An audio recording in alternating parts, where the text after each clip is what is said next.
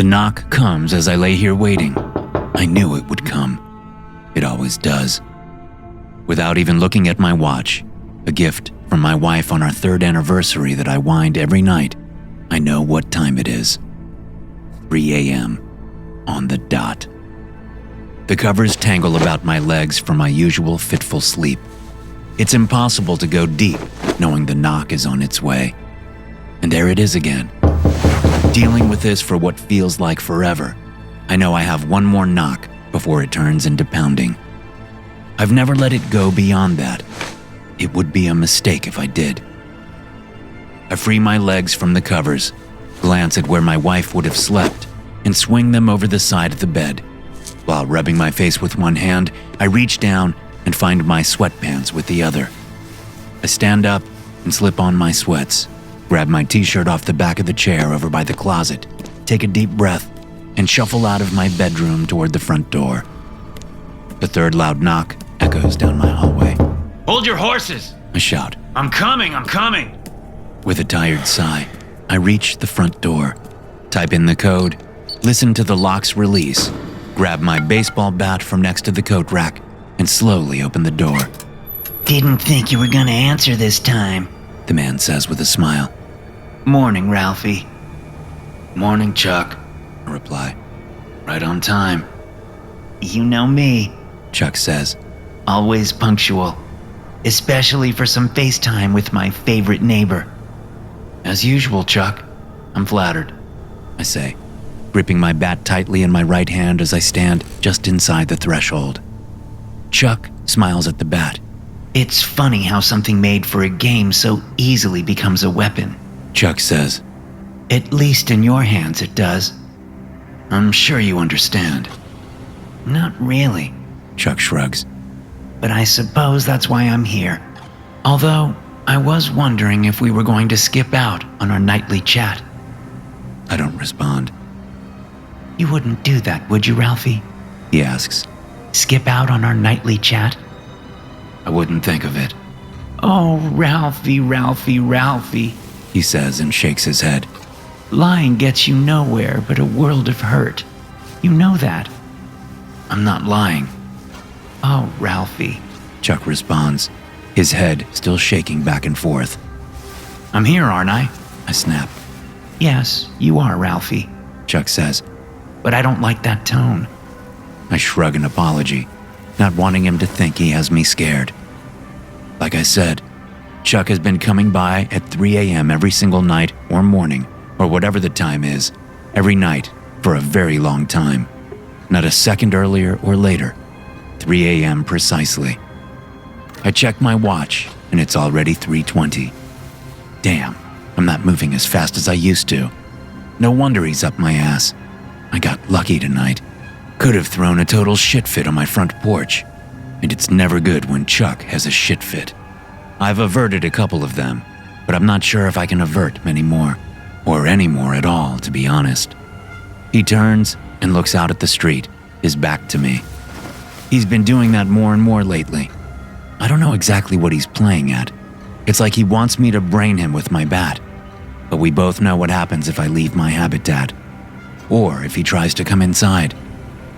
The quiet is what I like about this place, he says, back still to me.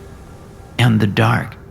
No noise pollution, no light pollution, just peace and quiet everywhere. These burnt-out shells don't exactly scream peace, I thought, staring out at what we used to call the street. I always let Chuck have his little musings. Arguing with Chuck is almost as bad as not opening the door. What are you up to today, Ralphie? Chuck asks. Gutters need cleaning, I say, playing the game. I glance past him at the gigantic oak tree that fills my front yard. They even got that part right. That time of year, you know. That time of year, Chuck repeats to himself. I've gotten good at knowing when he's talking to me and when he's not. We've had a couple misunderstandings in the past. I sorted those out fast, though. Real fast. Come out and have a seat. I'd love to hear one of your Marine Corps stories, Ralphie. Those are always the best. I'm fine where I am, he laughs. One day you'll step outside, he says, and nods toward the burnt-out shells. Just like they did. Care to come in and have some coffee? I respond, ignoring his barb. Coffee does sound nice. Chuck says, even though I know for a fact he's never tasted coffee. But I'll have to pass. He continues, turning to look at me before studying the door. You understand, right, Ralphie? I do. I say. Just like you understand, I can't step outside.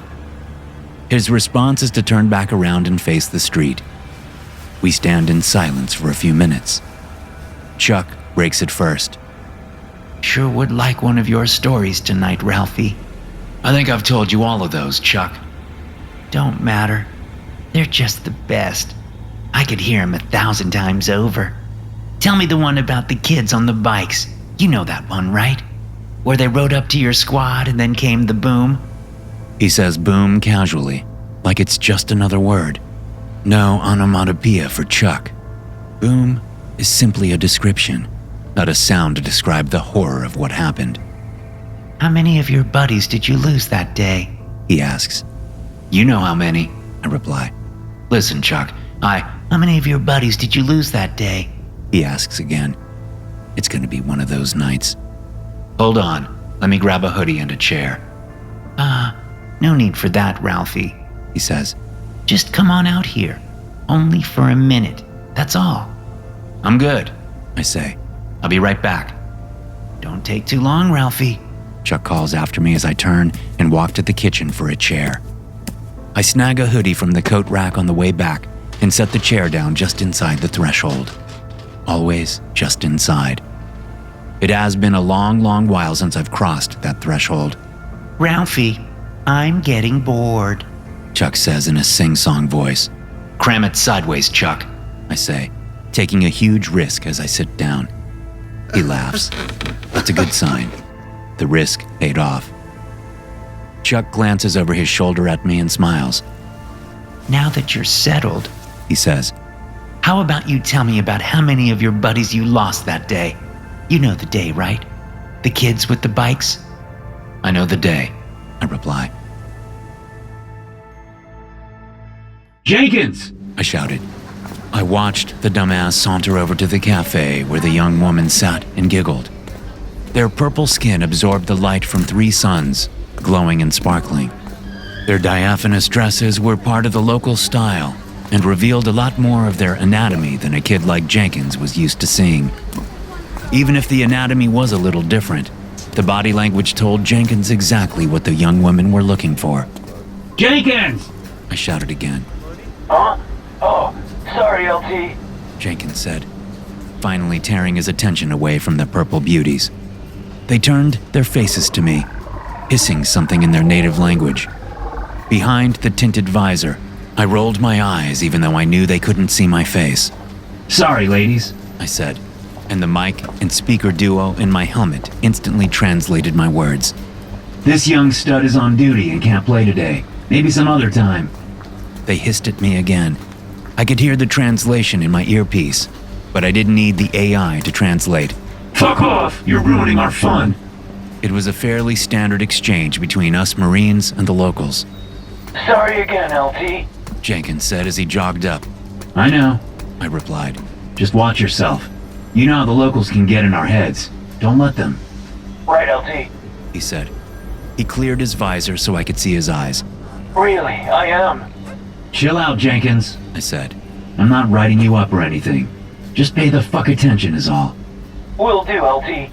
He responded as the rest of Fire Team Congo joined us. Nothing much to report.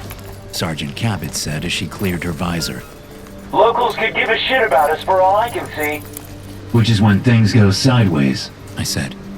Understood, LT. We have eyes on, sir. No sirs with me, Cabot. Not while we're outside the wire like this. LT works just fine. Yes, sir. Cabot said, then smiled. Yes, LT. 2 more Marines stood behind Cabot, and I moved them away from the cafe and over to the mouth of an alley a few meters down the street. Okay, the situation hasn't changed, I said. Long-range comms are still down, so no contact with the other fire teams. The last I heard was from Boca. and they were checking out a village about 75 clicks northeast of here. That was at 0600, and it's now 1300. Worried, LT? Cabot asked. Not yet. What about FT's Laramie and Toledo? Corporal Mosfa asked. Nothing yet, I responded. but they were heading over that pass south of here. Comms will be even worse than with Boca. Everyone nodded like they understood. But except for the constant mortal danger, none of us knew what was going on. It had been 3 standard years since the fleet found the planet, 2 years since diplomatic talks were set up, and 1 year since those talks broke down and the fleet decided occupation was the answer. It was the fleet's answer to everything, pretty much. The funny thing was, the native name for the planet translated easily into neighborhood. Everyone was neighbors, no matter how far apart they lived. The problem was that the neighborly vibe did not translate easily into tolerance for us Marines. Far from it. With that always in mind, I scanned the immediate area. The street was analogous to a street back home, with obvious differences. But in essence, it was a thoroughfare that the locals traveled, lined with shops, food, and other essential businesses. None of us were welcome in any of those establishments. I caught movement out of the corner of my eye, and I swiveled my helmet for a quick scan. A bunch of adolescent natives rode down the street on what we'd started calling bikes. They weren't anything like the bicycles back home, more like multi-wheeled frames that wrapped about the adolescents' bodies exoskeleton style. Kinetic energy powered the contraptions, generated from multiple movements the kids made across their bodies. While they were bipedal humanoids like us, their musculature was very different. Punk's incoming! Mosfa said. On it! Mosfa stepped away from our huddle and made himself easy to see with his plasma rifle casually held across his armor's breastplate. He nodded to the gang of kids as they slowly rolled past us, their eyes narrowed, their blue and red splotchy skin glowing in the sunlight. Once past, we relaxed a little. The run-ins with adolescent gangs had been increasing lately. Nothing dangerous yet. The kids were testing boundaries as kids do. Brass wants us here for the next 72 hours. I say when Mosfa returns to the huddle. 72? Cabot asked. Is that enough time for the other fire teams to return to the FOB, LT? I don't know. I said and shook my head. But the brass isn't budging on the timeline. Even with the visors tinted, I knew there were worried and skeptical looks on my team's faces. It was never a good thing when the brass set deadlines. Usually, shit went sideways fast when that happened. Hold on, Chuck says, interrupting my story. I think I know what sideways means, but the way you use that word has me confused. You've told me to cram it sideways, which I believe is an insult, although your tone isn't necessarily hostile with violent intent when you say that. But you also have used the phrase shit goes sideways or shit went sideways, which seems to have a different meaning. Explain. I've explained this before, I say, so tired of these exchanges. The repetition is almost as hard to deal with as the dread that comes with the implied violence. Explain it again, Ralphie, Chuck says. He doesn't bother looking back at me. I can tell by the way he holds his shoulders that he knows I'll comply. Cram it sideways is an insult that suggests that someone will shove something up another's rectum, I explain. And that is bad. Why? Because technically, human rectums are a one-way orifice, I say. So cramming anything up them can be very bad. Cramming something sideways can be catastrophic. Catastrophic? Chuck echoes and laughs. I like that word. It has drama attached to it. It usually does, yeah. And shit going sideways? That just means something goes wrong. Very, very wrong. Catastrophic even, Chuck says. He turns this time to gauge my reaction. Exactly, I say, throwing him the bone he wants from me. And that's what these nightly exchanges tend to be. Me throwing him bones so his ego is properly fed. I keep him feeling superior, and he keeps me alive. Fair trade? I'm not so sure anymore. Ego stroking a being that can end your life with the snap of his fingers is exhausting. Some nights I wonder if I should let him keep knocking until the knocking turns into pounding, and the pounding turns into, well, I glance past Chuck to the burnt-out habitats. I know what the pounding can turn into. Cram it sideways. Chuck mumbles to himself. Shit goes sideways. I wait while he muses. Then, with just the hint of a nod from him, I continue with my story. I don't know, I said and shook my head.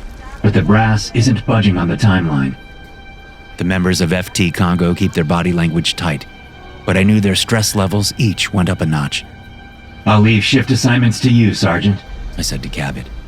Understood, LT. Cabot replied. She moved in front of me to address the rest of the team. Jenkins and Shun have first shift, 6 hours. Then Mosfa and myself will take the next 6 hours.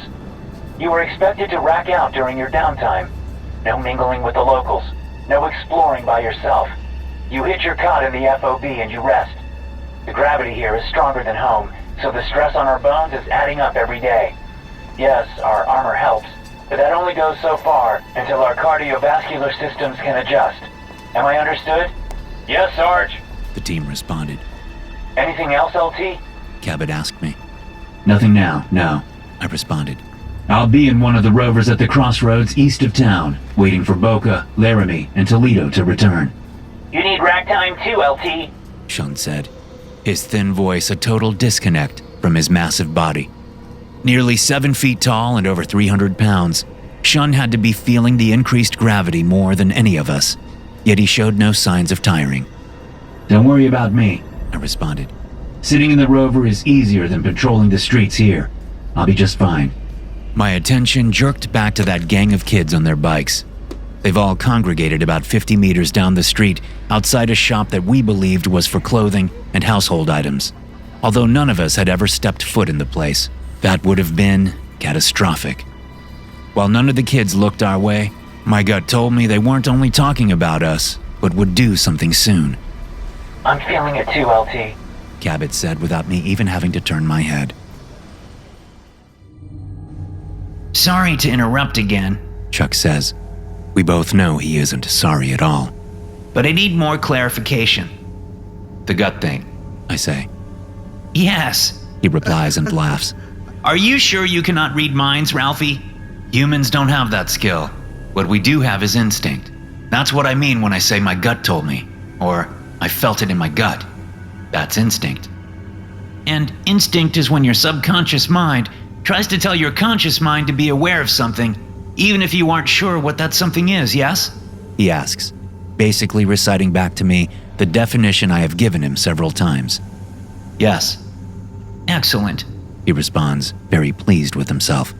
Continue. I told Cabot and the rest of the Congo to hold tight.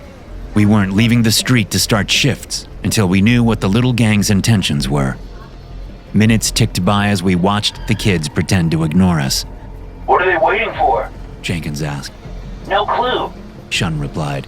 but they are waiting for something. We all nodded in agreement. None of us were rookies.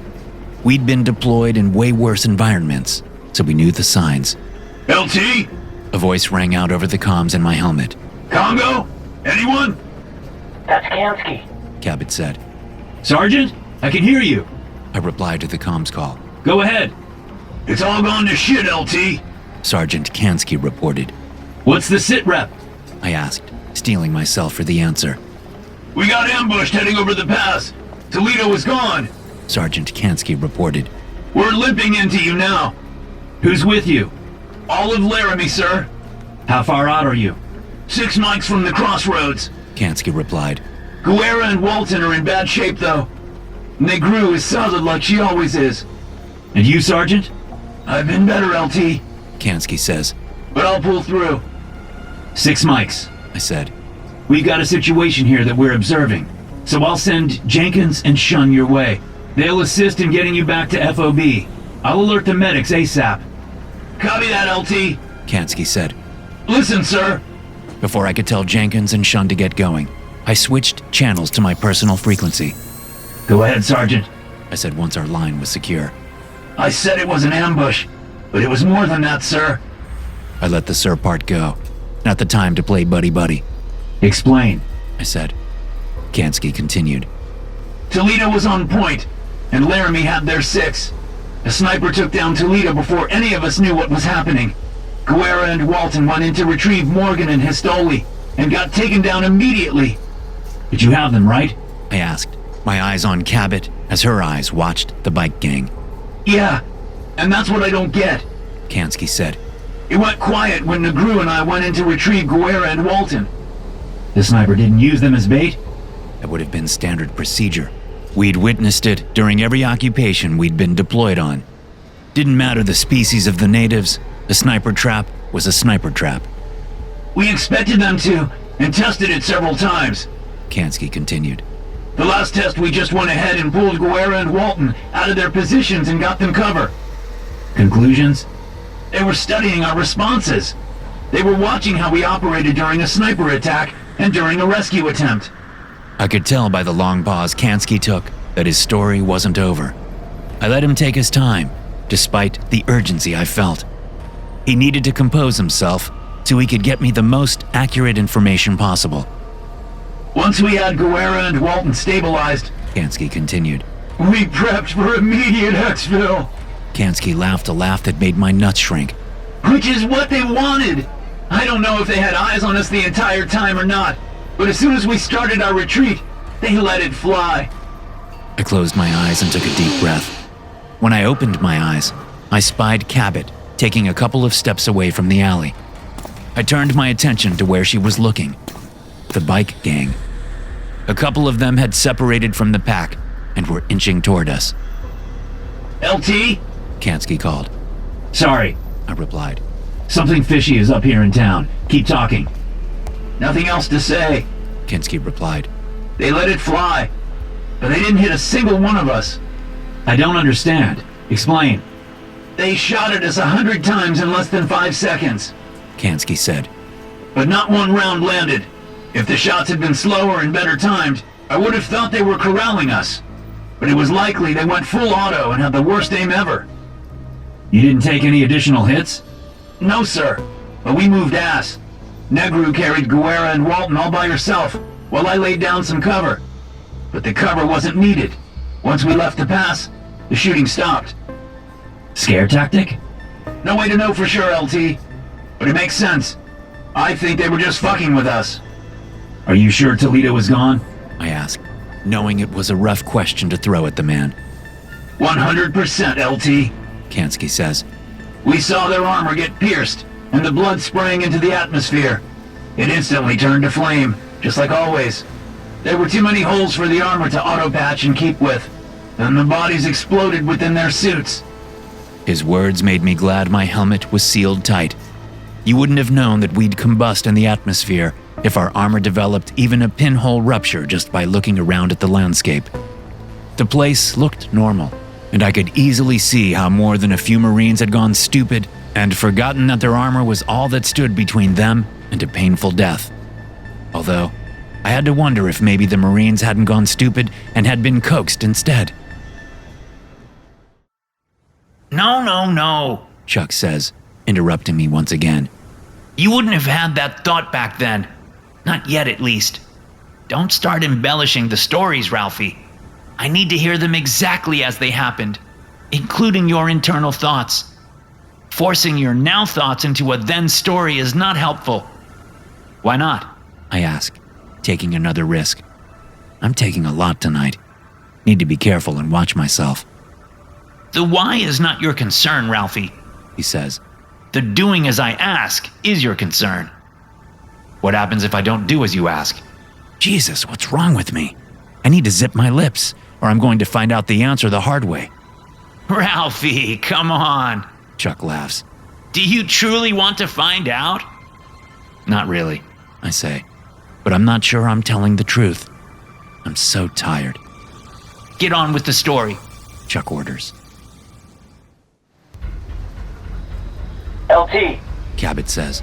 not liking this. The two adolescents were getting closer and closer. Their attention definitely focused on us. I glanced past the 2 incoming, and at the rest of the gang. Some of them were missing. Get ready for exfil. I said to the team. Sir? Kansky asked.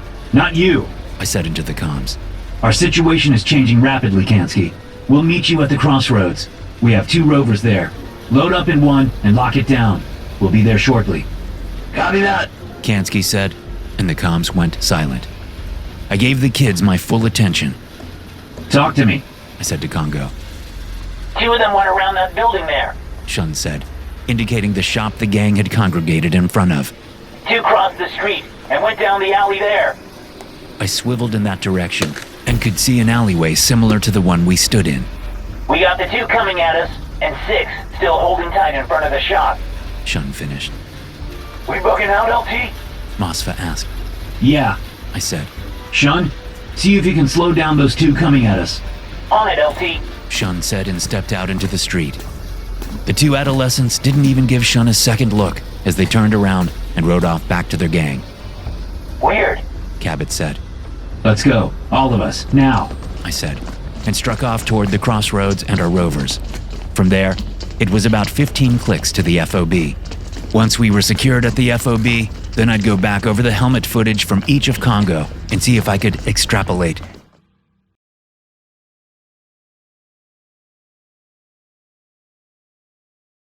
No!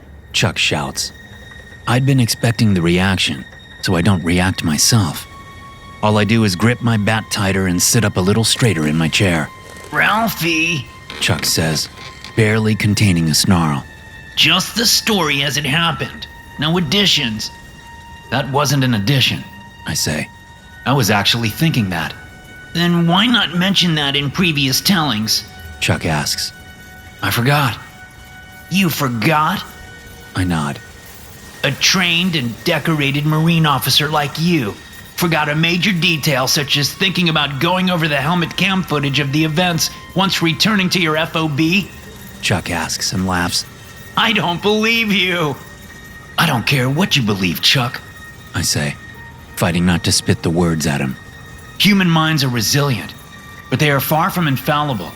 I forgot to mention that thought before because I was so focused on the facts as they happened. That was what you first told me was of the utmost importance. The facts as they happened. That kind of thought is a fact, Ralphie. Chuck says. Which means in all your previous tellings, you were holding back on me. That is not good, Ralphie. Not good at all. I'm only human, I say and shrug. He sneers at me as rage builds in him. It's hard to miss. Instead of the faux brown skin he wears so he can appear neighborly, his skin reverts to its native purple. But he catches himself, and any sign that he's not a normal human being, just like me, disappears in half a second. If I wasn't trained to catch shit like that, I would have missed it. Chuck's body language relaxes, and he gives me a concerned look. What's wrong, Ralphie? You seem out of sorts, he says before smiling. Did I use that correctly? Yeah, I'm fine. You're lying again. I'll let it go this time, but please stop. Do you want me to tell this story or not? I do. Proceed. I sigh and proceed. I took point with Mosfa behind me, Cabot in the middle, Jenkins next, and Shun behind us, covering our 6 and keeping tabs on the bike gang. We made it to the outskirts before the rest showed up. Hey, one kid said as they rolled up in front of us. 3 of their buddies rolled up behind, but stayed back a couple of meters. That accounted for the 4 who had left, but it meant we still had 6 behind us back in town.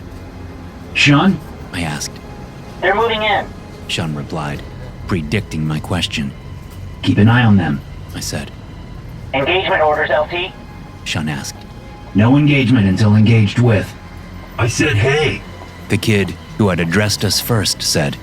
Aren't you morons supposed to say hey back? Isn't that a greeting with you guys? I think you mean Marines, I responded. Morons is an insult. I know what I said, The kid replied. and I know what you didn't say. You didn't say hey back. Their body flashes bright purple as the red and blue splotches of his adolescent skin roll together briefly. Then their skin returns to its splotchy state, The natives don't go full purple until adulthood. It was one of the first things we learned when the occupation began. The brass wanted to make sure we weren't being baited by adolescents looking to stir shit up. Stir shit up. Chuck says. Jesus fucking Christ, Chuck! I shout. Will you shut the fuck up and let me finish this fucking nightmare of a story? It's bad enough you make me relive this shit every fucking night. Can you at least let me get to the end without interrupting me a billion fucking times? We're both a little stunned by my outburst. I didn't mean to lose my cool, but no one really does, do they? With my hands gripped around my bat, I wait for the repercussions. Seconds tick by without Chuck saying anything, then minutes. Then what feels like hours. But I know it's not hours, or the 3 suns would have risen in the north. Finally, Chuck smiles at me, turns, and steps off the porch. He gets to the oak tree, then turns and nods. You're tired, He says. Get some sleep, Ralphie. We'll start again tomorrow night. I open my mouth, but he shakes his head. I close my mouth, and he nods again. Then he walks off, passing straight through the image of the oak tree. When he reaches the end of the street and is lost to the darkness, that's when I stand up, give a last glance at the energy shield that does so much more than just keep my atmosphere in and their atmosphere out, push my chair back, close the door, and double-check that all the locks engage. As soon as I'm sure that nothing's getting through my entrance without me knowing, I take the chair back to the kitchen and start breakfast. My watch says it's 6:30 in the morning. I'd like to trust my watch, I really would. The timer dings, and I pull the steaming tray out of the cooker. The smell from the food nearly turns my stomach when I peel back the plastic cover. I've been eating synth eggs and synth bacon for I don't even know how many mornings now. I could really go for some French toast or pancakes.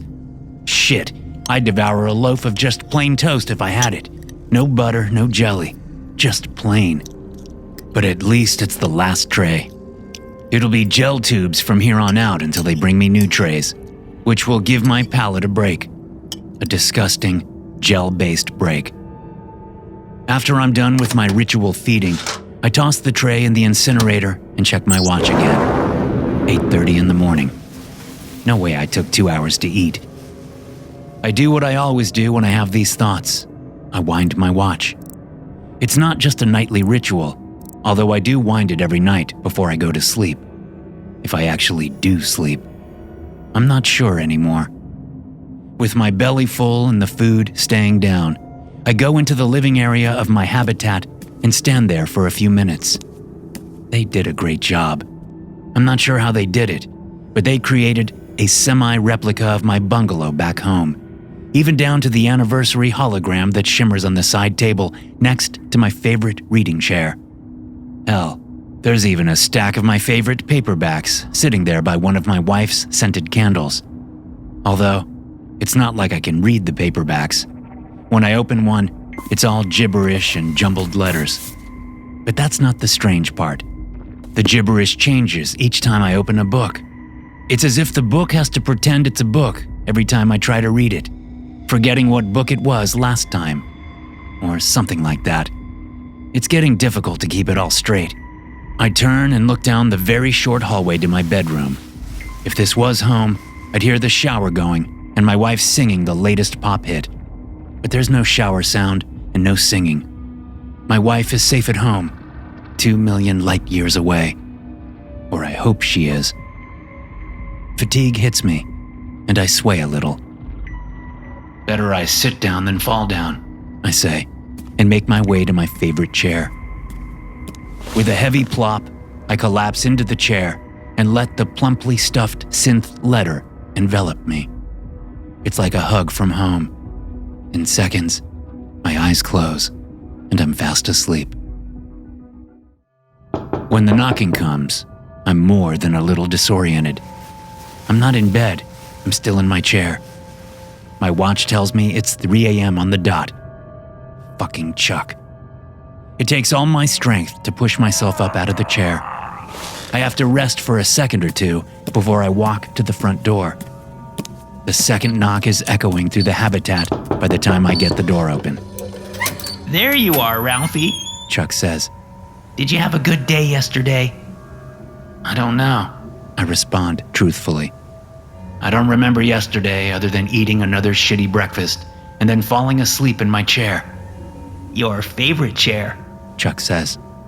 a replica of my favorite chair. I correct him.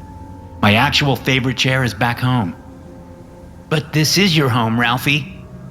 Not even close. I appreciate the effort to make it look that way, though. And I appreciate the fact, you appreciate the fact, that we went to all the trouble of trying to get the facts right and make it seem as much like where you are from as we possibly could.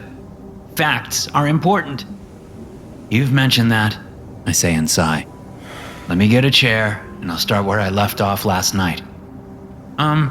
Before you do that, I have a couple of questions. Chuck says. I stiffen.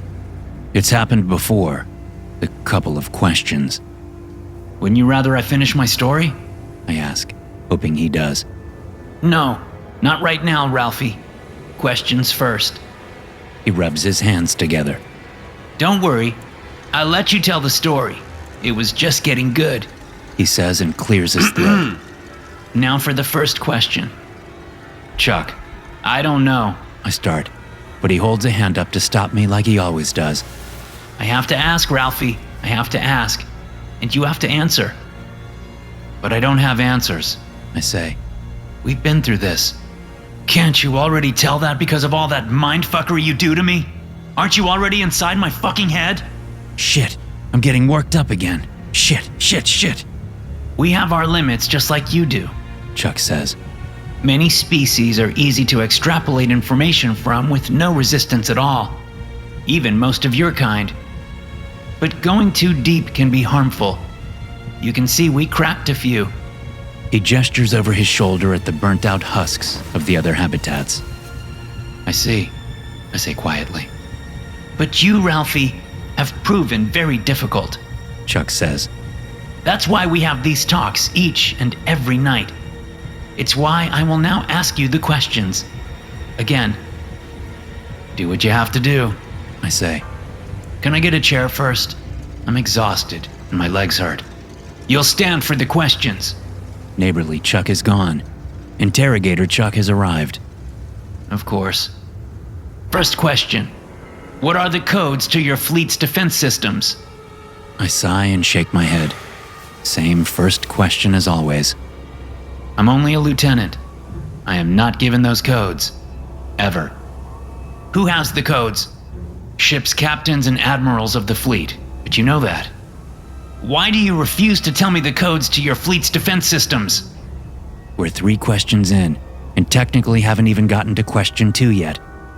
As always, Chuck, I am not refusing to tell you. I say. I can't tell you what I don't know. But you are an important man with important work to do down here, right, Ralphie? He says. They wouldn't have sent an unimportant man down to oppress us. The fleet only sends unimportant men and women to execute an operation. I laugh. The brass do not get their hands dirty. Not when they have us Marines to do the dirty work for them. The brass, yes. Chuck says. That is a euphemism for those in control. The ones that are your, how do you say it? Your bosses? It's a little more nuanced and structured than a normal boss and employee relationship. I say. The fleet is a military organization that comes from a military culture. There is a rigid hierarchy. I am a boss, and I have bosses. Everyone has bosses. I see. So what do you mean when you refer to the brass? Leadership. Those in charge of the operation. The occupation of oppression.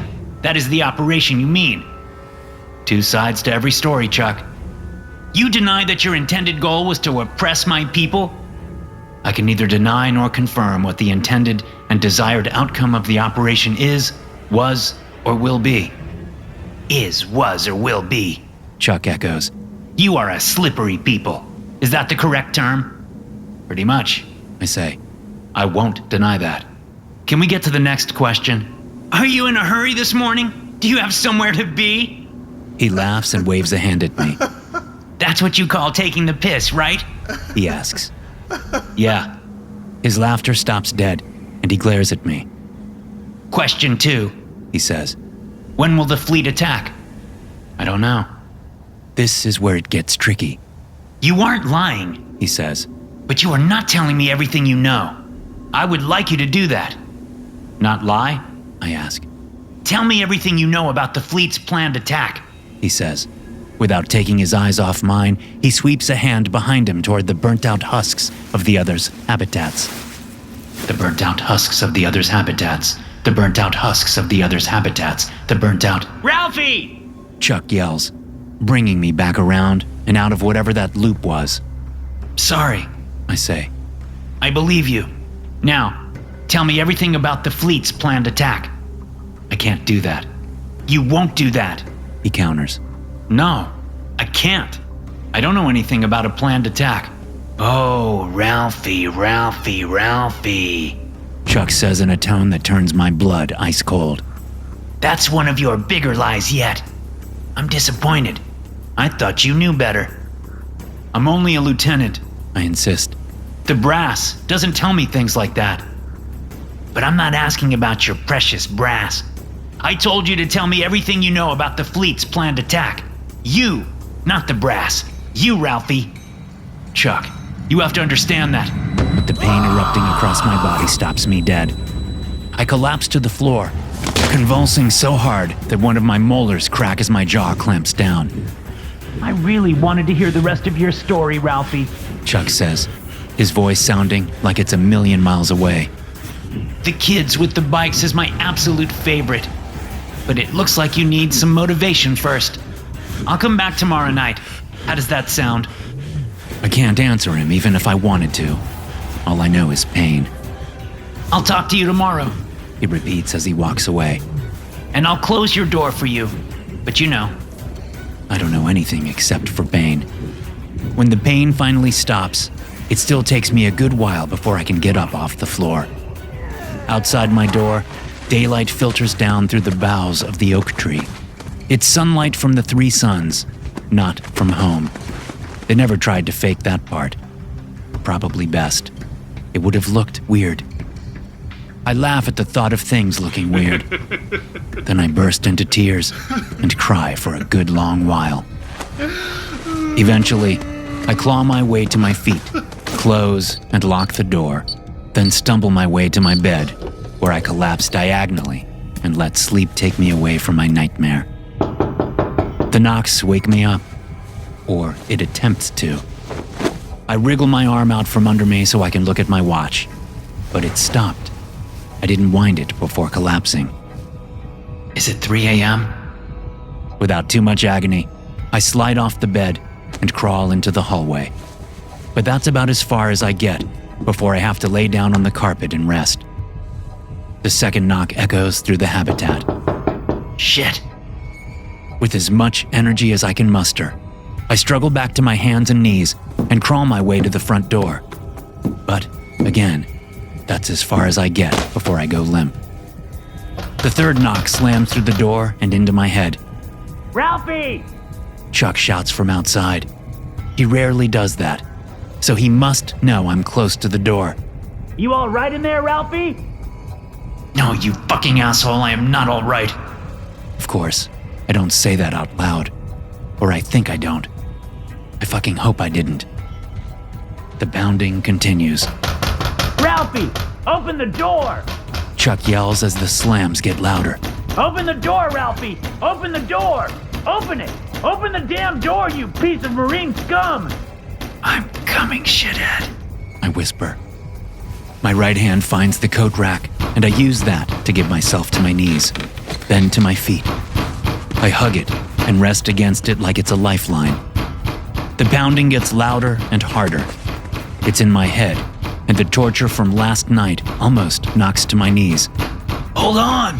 I rasp out, slightly louder than a whisper. The pounding stops. With all of my strength, I type in the key code and step back as the door unlocks and opens. Chuck is standing there, his skin bright purple, his eyes rolling in his head as little wisps of vapor curl up from his nostril slits. Then he sees me, smiles, shakes his body, and shifts back to regular neighborly Chuck. Just a regular human guy who moved in next door. Well, that was close. Chuck says, then frowns. Oh, Ralphie, you do not look good. Bad night's sleep? Fuck you, I say before thinking. Huh. He cocks his head. I could react to that, but I think I'll let it go. Yet it does bring up a question. No more questions. That's not possible. You know that. Fine. Shoot. His eyes widen. That means go ahead. I don't mean to actually shoot. Oh, you had me worried for a moment. What's the damn question? That right there. Chuck motions at me. When I yelled, "Open the damn door, you piece of marine scum," was that an appropriate insult for the moment? Did I use the proper words in their proper order?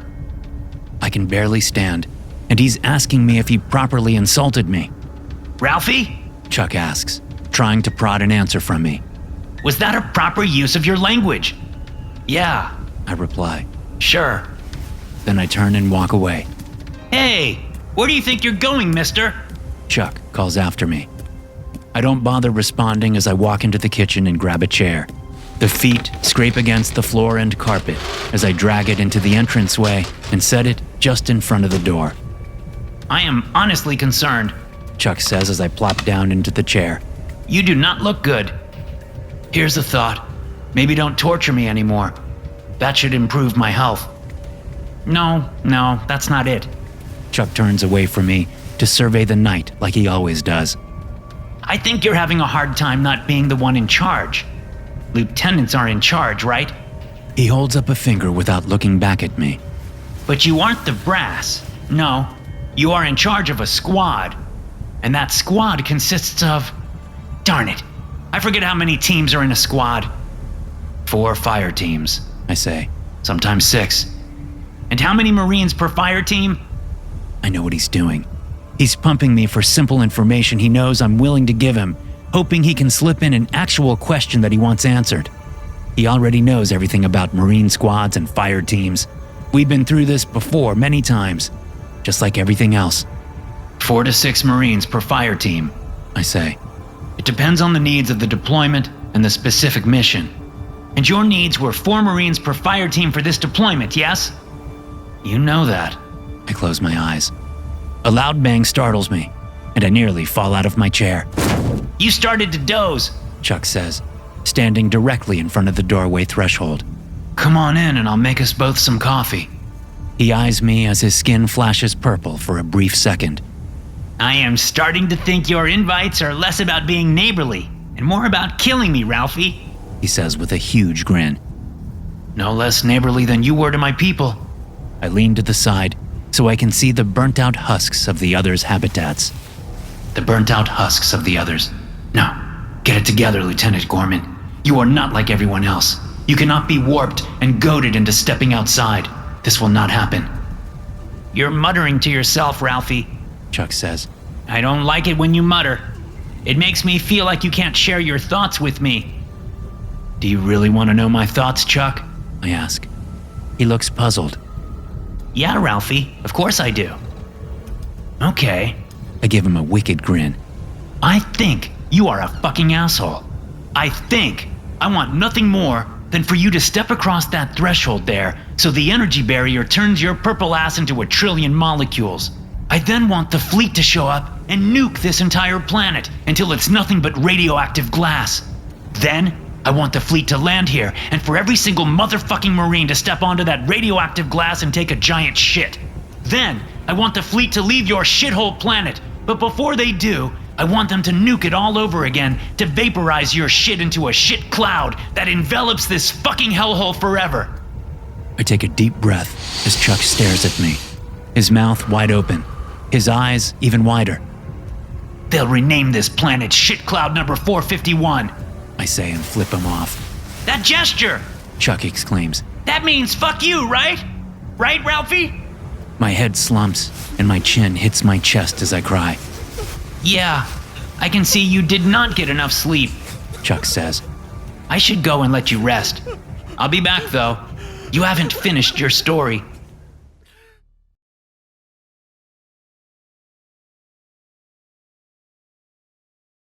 When I wake up, I'm on the floor next to the chair. My brain, exhausted and throbbing, is assaulted by the three suns and their searing brightness, streaming in through the still open door. I would just close my eyes and roll away from the light, but there is something standing just outside my doorway. A child. Blinking a few more times to adjust my eyes, I squint at the kid and frown. What the fuck are you doing here? I ask. They cock their head to the side. The kid isn't wearing a translator. I'm inside, and the habitat's comms have a translator, so I'll understand anything this kid says to me. But it won't matter much, because the kid won't understand what I say to it. They lift a hand, point at me, then say, My ball. What? I ask, and the kid backpedals in fear. I hold up my hands in a peaceful gesture, and the kid calms a little.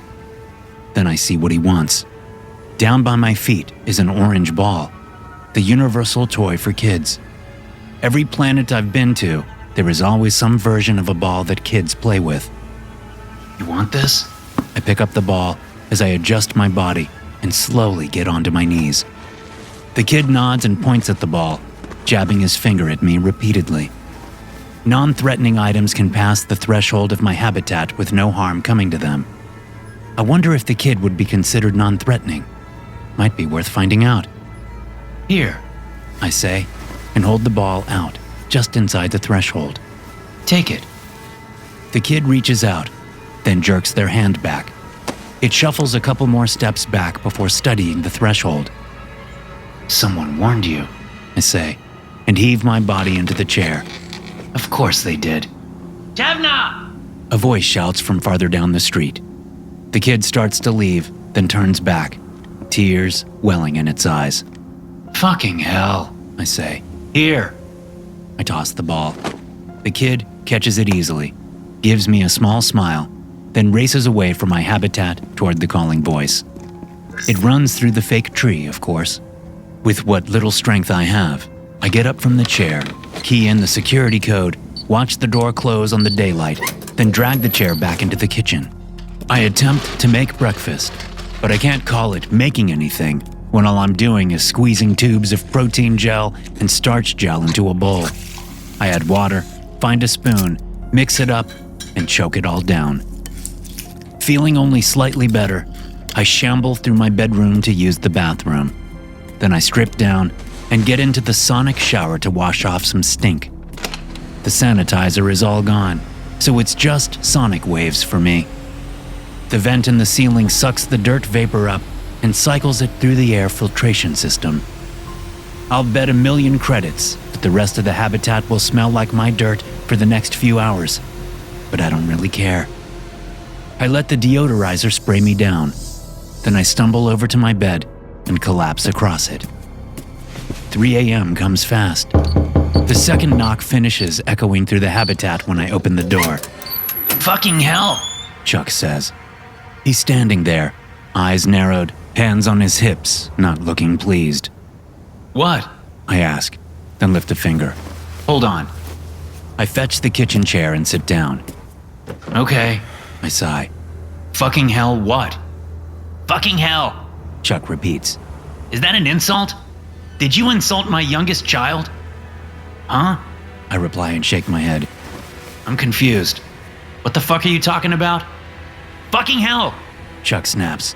That's what you said to my child yesterday. I have no idea what you're... Then it hits me. The kid with the ball. I shrug and blink a few times. Okay, yeah, maybe. You maybe insulted my child? Chuck asks, but it's more accusation than question. Clarity reaches my addled brain. Chuck is pissed. Like really, actually pissed. Shit, It's not an insult. I say. It's an expression of frustration or surprise or whatever. Not an insult. It's the equivalent of a crude sigh. A crude sigh. Chuck echoes, then smiles brightly. Oh, I get it. Okay, well, I'm glad you didn't insult my child. I'd have to turn the pain up high for that. My entire body goes rigid as lightning rips through it. I'd scream, but per usual, my jaw is clenched too tight. Then it's over, and somehow I manage to stay in the chair. You said you wouldn't turn the pain on. I gasp at Chuck. What the fuck? I said I wouldn't turn it up high. And now I hope you have learned your lesson. Won't curse in front of my child again. Because he is now saying those words repeatedly to my life partner. Thank you very much, Ralphie. What the fuck was your kid doing here anyway? Chuck shrugs. You know how kids are. You have children, right, Ralphie? I don't answer. Back home, on your planet. A wife and 2 children. He leans forward, but not enough to cross the threshold. He pretends to look about my habitat. We tried to make it look as close to the home in your mind as possible, but I am sure you miss your family. How old do you think your kids are now? Again, I don't answer. Well, if you're gonna be that way, how about we get back to the story, since we're already on the subject of kids? You know the story, and you know how it ends. Irrelevant. Tell me the story, Ralphie. Fine, whatever. Do you need me to remind you where you left off? No, I know exactly where we left off. The kid and his buddy stood there, blocking our way to the crossroads. You're supposed to say hey back. The kid said. That's what you do. I say hey, you say hey. Step aside, I said to the kid. or roll aside. I don't really care as long as you get the fuck out of our way. Get the fuck out of our way. The kid echoed. Get the fuck out of our way. I like that. I like how it sounds. Don't you guys? He looked back at his 3 buddies, and they nodded and smiled. LT, Shun called out. we got trouble. I know. I said without taking my eyes off the punk kid. Do you have it handled, Corporal? For now, LT, Shun said. but I'm not liking the look of things. Understood. I replied. Then I returned my full attention to the kid in front of me. Step aside, or you will be moved aside. LT, Cabot cautioned from behind me. Stow it, Sergeant. I replied, my attention never wavering from the kid. Listen, kid. You got a name? You don't need to know my name. The kid said. You just need to say hey. I'm not playing here, kid. Step aside, or you will be moved.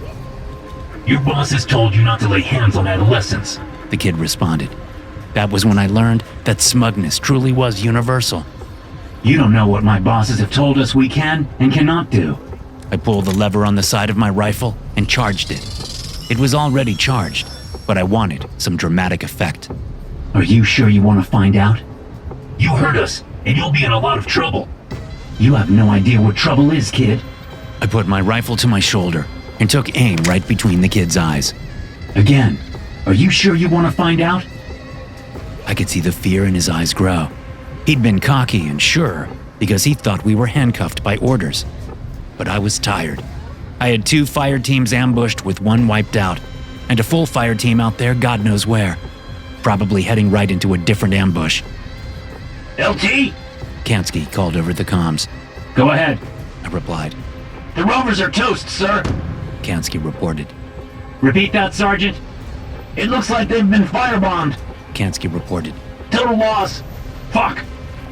The kid cocked his head and then laughed. He looked over his shoulder at its buddies, and they laughed too. Then the punk focused back on me. You hear something you don't like? I ignored the kid as Kansky reported the severity. He was right. The Rovers were a total loss. Looks like we're hoofing it to the FOB. I announced over comms to the rest of the team. Kansky reported that the Rovers are out of commission. LT! Shun snapped. You better see this. Jenkins added. I whipped my head around and saw what alarmed them. The rest of the bike gang had reached us, and there were more than we counted. A lot more. Hoof it. The kid in front of me said. I like that. Hoof it. I ignored him, focusing on the 18 kids on bikes directly behind us. Hey! The kid shouted, and I whipped my head around. What? He rolled out of our way, and his buddies did too. Better start hoofing it. He said. I debated. I seriously did. We were being set up, but for what? I didn't know. I was within the rules of engagement to use a couple warning shots to scare the kids off, but my gut told me that was exactly what the punks wanted. On me, I said, and set out walking again. Congo fell in behind me without a word. We passed the 4 kids, then we were completely clear of the town. It was close to 10 mics before we reached the crossroads and could identify the rovers.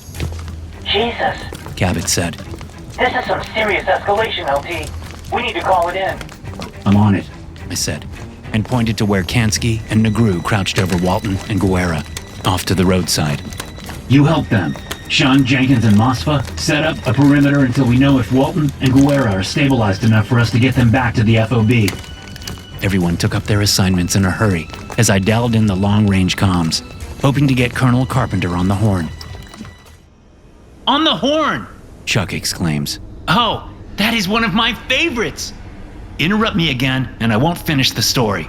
I say. But it's my favorite story. You know how it fucking ends. But you tell it so well. I'm not fucking kidding, Chuck. You can torture me all you want, but I won't finish the story. Are you sure about that? Yes. Do you really want me to test that, Ralphie? Chuck asks, so very smug. I stand up from the chair and get as close to the threshold as I can. Yes. He recoils an inch. Damn, Ralphie. I think you actually mean it. I keep standing there. Fine. No more interruptions. But just so you know, because you're being a little rude and confrontational, I'll have to ask you the questions once you're done with the story. He shrugs. Gotta do my job. You understand, right? We all have jobs to do. Good point, He says with a laugh. and your job right now is to finish the story. I take a deep breath, let it out, then go back and sit in the chair. Long-range comms are down. I said to Congo and what was left of Laramie. We're on our own until we get to the FOB, and I can contact Carpenter directly from there. Everyone nodded silently. Long-range comms being down wasn't outside the norm, but it wasn't usual either. There could have been all kinds of reasons I couldn't get through to the fleet ships in orbit. The problem was, I didn't like any of those reasons, since most of them meant something bad had gone down. Walton is gone, sir. Kansky said as he walked up to me. We tried.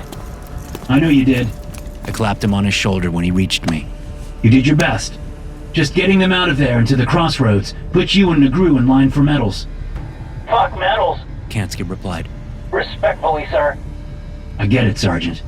LT! Shun shouted. I didn't even have to turn around to know why he called out. When I reached him, about 30 meters down the road toward town, I spotted the bike gang, now growing to an even bigger crowd than before. Has to be close to 40 now. Shun reported. I did a quick estimation. My count was closer to 70. Drop a couple flashbangs their direction. I said. Then bust ass back to us. I need you to carry Guerra back to the FOB. We're booking ass to safety ASAP. As Shun launched about a dozen flashbang grenades at the bike gang to cover our tracks with some seriously loud noise and smoke, I sprinted to the crossroads. We're moving out now. I ordered over the comms. Drop what slows you down. We need to be fast. No one even bothered sloughing off extra gear. They were Marines and would carry rovers on their backs in a hurricane just for the fuck of it. When Shun reached us, we helped get Guerra secured on his shoulders. He wanted Walton's body too, but I drew a line there, no matter how much he thought he could carry. It tore me up, but we needed speed. Then we booked it toward the FOB. It was a hard run. The gravity weighed us down to begin with. Then add in fatigue and the stress of losing an entire fire team, plus the rovers and no long-range comms. It was lucky all of us could put one boot in front of the other. You had to love Marines. Then the run came to a stuttering halt as something hazy appeared down the road through all the kicked-up dust. Safety's off. I ordered over the comms. If any of these fuckers even blinks at us, light them up. Done playing nice, LT. Mosfa called over the comms. Done playing, period. I said. These kids want to act tough? Then we show them what tough gets them when dealing with fleet Marines. Hoorah! Was the response. And I knew my people were prepped to do something that might haunt me the rest of my life. But it had become an us or them situation, regardless of the bike gang being adolescents. When we reached the dozen or so kids, I took aim at the one in front. Move or die, I stated. I left zero room for interpretation in my inflection. The translator would not have an issue making my intentions known. And I could see it in the eyes of the lead kid, the one I'd talked to before back at the edge of the town. You won't fire, the kid said. The kid was obviously their leader, so I adjusted my aim to the kid on his right and squeezed the trigger. The plasma blast obliterated the kid's head. The body stayed upright for a second, then tumbled over.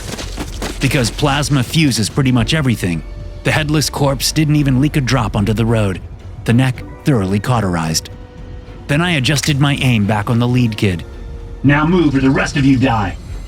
The members of the bike gang in front of us were frozen in place. Mosfa? I asked over the comms. We're still clear behind us. Mosfa reported. Flashbangs did the trick. Good. I said, then returned my attention to the lead kid. Move. Last time I say it. The lead kid looked like he was going to make a stand. I admired his guts, but felt pity for his intellect. It took a real dumb shit to go up against fleet marines after watching your buddy's head get vaporized. Then the lead kid slowly rolled out of our way. There was a pause before the rest moved, but they did. We walked that gauntlet carefully, rifles at the ready, eyes on the kids.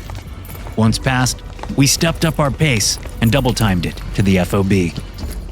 By the time we reached the buildings that made up our forward operating base, the suns were setting. Shun and Negru rushed Guerra into the med building while the rest of us headed to the control center to debrief and maybe get a hold of the orbiting fleet ships. Everyone was inside before me when I noticed something strange in the sky. I stepped away from the control center and stared upward, trying to figure out what I was seeing. The control center building blocked part of my view, so I jogged off about 10 meters, then adjusted my visor's settings and looked up again. Streaks of fire. That's what I saw in the dusk sky, as if very large ships were falling through the atmosphere.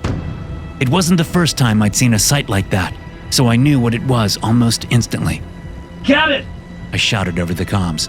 Call command now! I'm seeing something That was all I could get out before the world around me lit up. The control center, the med building, the supply huts, the cantina, everything went up, one after the other, becoming massive fireballs that lit up the dusk. I couldn't see anything above me anymore because the light from the flames was so bright. The air was so oxygen deprived that our life support systems made the perfect bombs. So did our bodies. It was why flames shot out of our suits when our armor was breached and we were wounded. The fleet had invented sealant systems to immediately close off our armor when we were hit, but there was no stopping buildings from being blown up. I was knocked about 50 meters away, and my body felt like bruised ass when I could finally stumble to my feet. I confirmed what I'd glimpsed as the buildings exploded. Everything except for the rows of habitats on what we called the streets were gone. Everything, including my people. The crunch of gravel got my attention, and I turned around to see the bike gang behind me. The lead kid rolled up, a huge grin on his splotchy face. Hey, he said. Bet you didn't see that coming, did you? I went to raise my rifle, but it was 15 meters away on my 3, partially covered in dirt and gravel. The lead kid laughed. Yeah, you didn't stand a chance, he said, then looked up at the sky. None of you stood a chance. Fuck you. No, the lead kid said. You don't get to say things like that to me. Not with my father here. Lieutenant Ralph Gorman, a voice called from behind me. I whipped around and came almost face to face with a local. A very large local, dressed not in civilian clothing, but in the planet's military dress. I didn't even know there was a military presence in the area. But then I also didn't know they could destroy our orbiting fleet ships either, so it showed what little I fucking knew. Lieutenant, the large soldier said. Follow me. I'd rather not. Oh, I think you rather would, he replied. Before I could mock his syntax, several natives who stood behind him rushed forward and grabbed me. They dragged me kicking and screaming away from the burning buildings and over to the habitats on the street. I fought and fought, but it made no difference. While I should have been able to take down half of them, especially with my armor on, something kept slamming inside my brain and confusing me. I would yank my arm away, then my head would explode with pain, and they'd restrain my arms once more. Over and over, this happened until I was at my habitat's outside threshold. Before I knew what was happening, my helmet was ripped off my armor, and I was tossed inside the habitat before my head could combust. The energy barrier guarding the entrance to the habitat flashed bright blue as I skidded down the entranceway and came to a tumbling heap right in front of the kitchen. After a few moments, I felt clear-headed enough to get to my feet. I didn't need to confirm that the habitat's atmosphere was good to go. With my helmet off, I would already have been dead if it wasn't. As I took a deep breath of semi-fresh air, I saw the guy who had addressed me before standing just outside the threshold of my habitat, my helmet in his hands. Marvelous things, these habitats of yours, The guy said. just like your other buildings. There is no way any of us can get inside without being turned into particles. But you can come outside, of course, anytime you'd like. He held up the helmet and smiled at me. But you may not want to without this. He said. He turned to walk away. What the fuck do you want with me? I shouted. He paused, then faced me directly again. I'm not sure yet. We have questions, of course. So many questions. You won't get answers from me. Possibly not.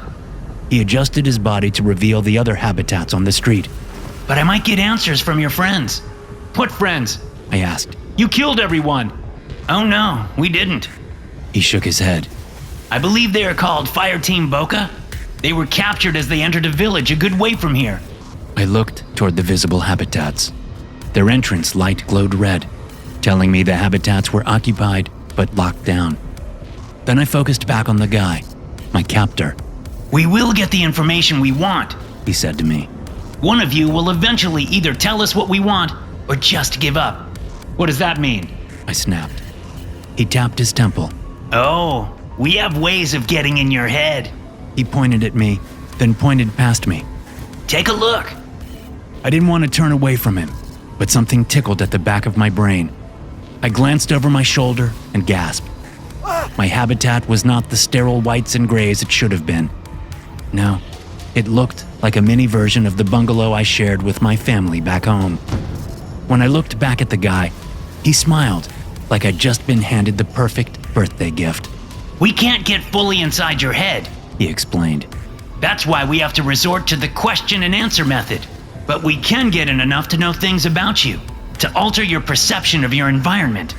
The smile dropped away fast, and I had only a millisecond to realize how bad things were going to get. The pain was excruciating. We can also make you very, very uncomfortable if you don't cooperate, He said. You'll learn. The pain went away, and I fell to my hands and knees, gasping as my head hung to the floor. When I could finally look up again, the guy crouched in front of me, staring hard. I'll be back later tonight and every night, Ralphie, He said, then stood up. Please don't be late to open the door. I'm on a schedule. He started to walk away before hesitating. Oh, and to make it easier on you so you don't have to think of me as that guy, He said. you can call me Chuck. How's that sound, Ralphie? Fuck you. Oh, I think that's your favorite word, Ralphie. Chuck said, then left. Talk to you tomorrow. I stare at Chuck. Chuck stares at me. That's my favorite story. Chuck says after a few seconds. Do you know why, Ralphie? Because everything went boom? Well, yes, that too. But it's so much more than that. Can't you guess? No, not really. Come on, try. I sigh and shrug. He rolls his eyes. It's because of the happy ending. He says. Our first meeting. Who knew we'd become so close after all these years? Yeah, who fucking knew? I spit. Not me. I look out at the burnt-out husks of the others' habitats. They certainly didn't. I add. Who? Them? Chuck responds, following my gaze. They were weak. When given the chance to keep going or to end it all, each one of them eventually opened that door and dropped that energy field. Talk about some booms. He laughed. I didn't. Okay, enough reminiscing. He says. Time to get to work.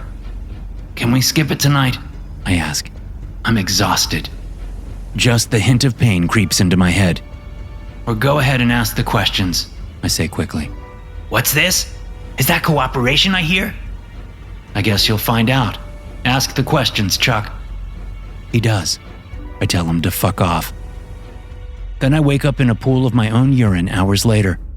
I haul my ass off the floor, go clean myself up, eat some gel, clean up the entranceway, laugh at the sight of my baseball bat, which I know isn't real, shuffle off to my bedroom, dutifully wind my watch, then crawl in for what little rest I can get. After all, there's a knock coming at 3 a.m. Thanks for listening. If you enjoy these stories, be sure to subscribe to the podcast and check out some more of my episodes here.